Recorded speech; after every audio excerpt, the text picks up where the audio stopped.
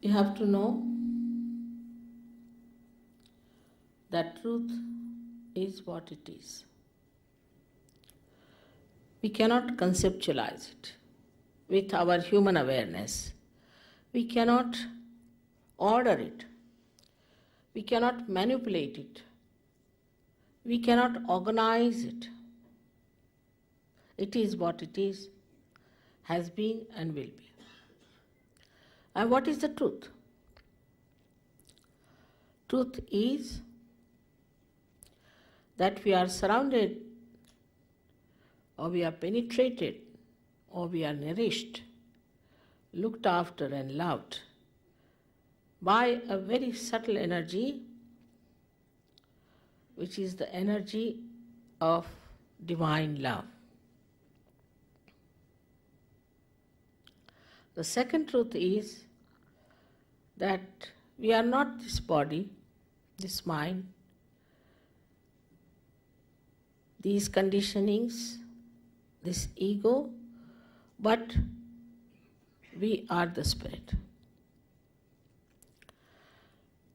You don't have to accept what I am saying blindly, because blind faith leads to fanaticism.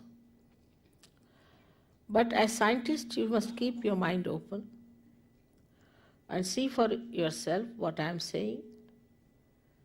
If it is so, honestly, you must accept it.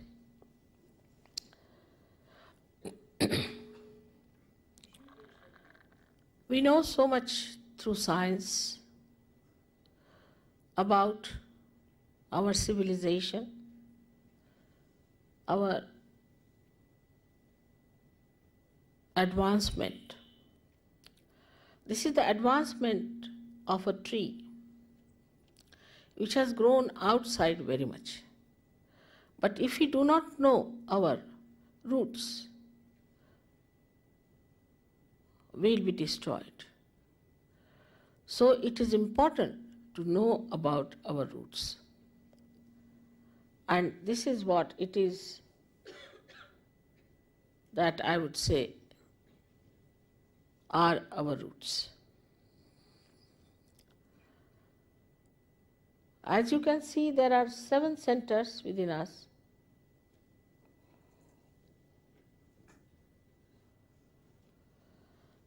And these subtle centers are placed in the spinal cord and in the brain. These cater to our physical, mental, emotional, and spiritual needs. On the physical side, they manifest the energy for the use of our plexuses, which look after our physical problems. That is on the right side.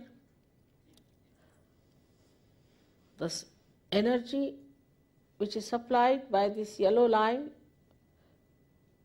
a subtle channel, we call it as the Pingala Nadi. This supplies energy for our physical and mental actions. So this is the power of action within us, which also caters to the right sympathetic nervous system. The another channel you see on the left hand side is the channel by which we desire, put our energy to our desire. So this is the power of desire and looks after our emotions. This is the one which looks after our conditionings also. At the end of these 2 channels, they create 2 institutions. One on the right side crosses over And the yellow balloon that you see is the ego, is the balloon of ego that we have. And the left-hand side one, which conditions our mind, is the balloon of superego. As we start growing in age, by the time we are 12 years of age, these two completely meet and the soft bone in our head becomes completely calcified. Now there's third energy within us, which is in the center. And this central energy is the one which has made us human beings. And these centers are the milestones of our evolution. So now the last jumping is left out. It has reached up to the limbic area. Now, only thing is it has to break through the soft bone on the head and break through that, which is the actualization of baptism. Baptism is not an artificial thing. It is an actualization. But the energy that does it is, we call it sleeping energy, in the triangular bone called as sacrum. That means the Greeks knew that this is a sacred bone, that they called it sacrum. This energy has to rise and break through that fontanelle bone area and connect us to that subtle divine power which we have never felt during human awareness.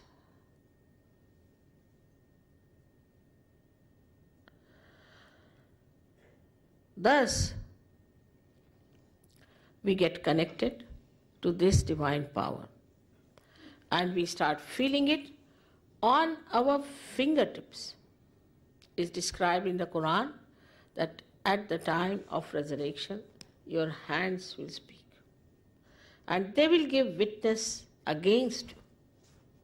That is, you start feeling your own centers. These are 5, 6 and 7 centers, and they indicate what's wrong with you within yourself. What's the problem?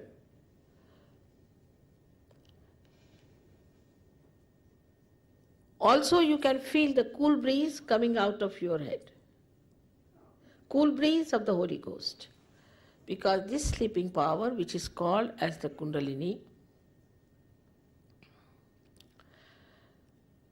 Kundala means coils, is the power of pure desire within us. So now we have this kind of a mechanism within us existing.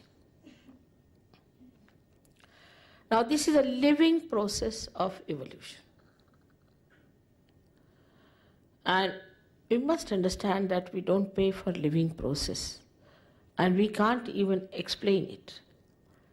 Because when you take a small little seed and put it in the Mother Earth, it germinates by itself, spontaneously. You don't pay to the Mother Earth anything. And when it germinates, it grows into a tree and produces thousands of seeds. So in that little seed, the map of all the things it was going to create is there. How it works? We never ask this question. We take all the things for granted. We don't even ask the question how this wonderful eye of ours is made like a camera. And that how we are programmed within ourselves like computers. You see, this is the color. You don't have to think about it, it's there. Through our sensory organs, how we find out things, we never question it.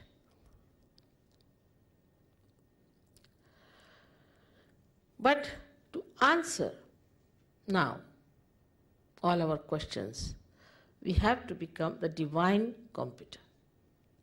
And that's why we have to be connected to the mains, I call them, as the people who are self-realized, the people who have got their spirit in their attention. When the attention is enlightened through this happening, then you can see the absolute truth. Like supposing you are holding on to a snake, and there's darkness, and somebody tells there is darkness.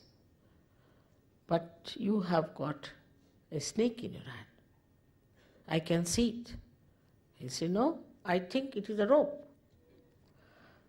Now, if you put on the light, immediately that person will drop. In the same way, when the attention gets enlightened by the Spirit, the first nature, innate nature of the Spirit is that it manifests absolute truth.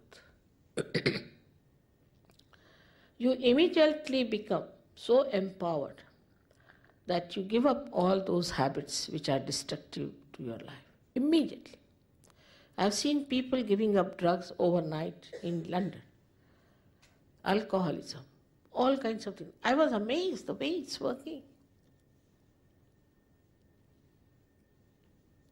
It's your own power within you. It's just there. It's existing. There's no obligation of any kind. It's just one enlightened candle can enlighten another candle. That's how it works. Every religion has said that you seek yourself. So there was nothing wrong with all the prophets, incarnations, all the saints. They all said the same thing. But we have missed the point. Everything has become either money-oriented or is an intellectual probing. It is through intellectual probing you reach a point where you realize that you have not reached the reality. So what should we do?